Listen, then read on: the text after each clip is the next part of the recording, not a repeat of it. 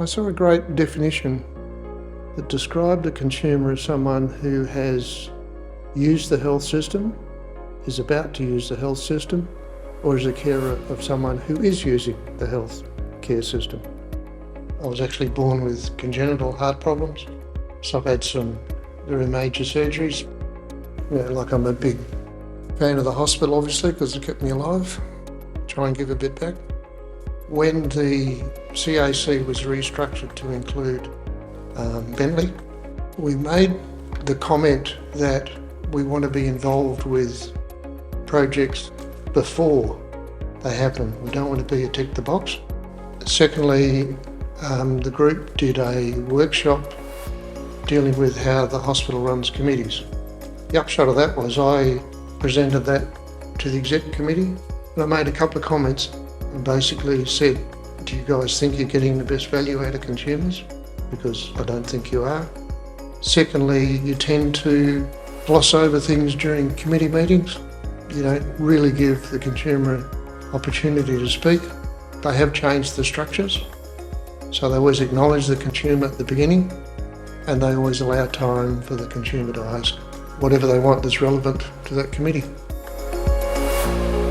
So as the chair of our Consumer Advisory Committee, Warren's been a really passionate advocate for the consumer voice across the Royal Perth Bentley Group organisation.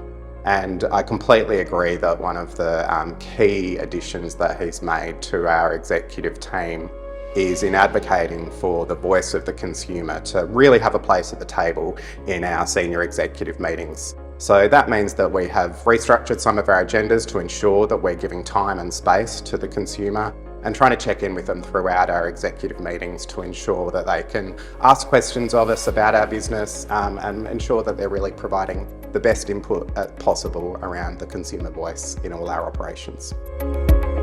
So I first got diagnosed when I was 16. I've had the whole bingo list, I call it, of experiences or bucket list of the mental health ward. First I was asked to do an artwork, and it's called the diversity ward. It just opened up the doors for me, really. From that I was asked if I wanted to join the Lived Experience Advisory Group. I just thought, well, I've got some opinions and I think I can advocate for mental health people, so I just joined and never turned back. I've been on the Rainbow Standards group, and it covers groups for LGBTIQ+. One of the first things we did was put up a pride flag at Bentley. After the flag had been erected, I was an inpatient on the ward with another patient, and they said that when they'd pulled up at Bentley, seeing the rainbow flag, they said that they knew that they were in a safe place. I've known Tegan now for probably 6 or 7 years, and she's just amazing. I've really seen her, I guess, blossom into the most amazing advocate.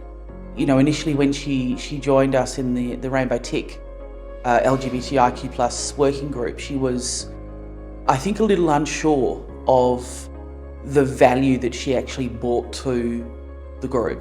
And she feels so much more comfortable now, and you can see that. You can see that in the way she provides her advice, and you actually really cannot put a value on what Tegan has brought to RPBG.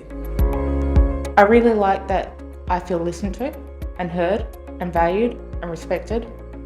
Even though I don't have, a formal training or education, I can still contribute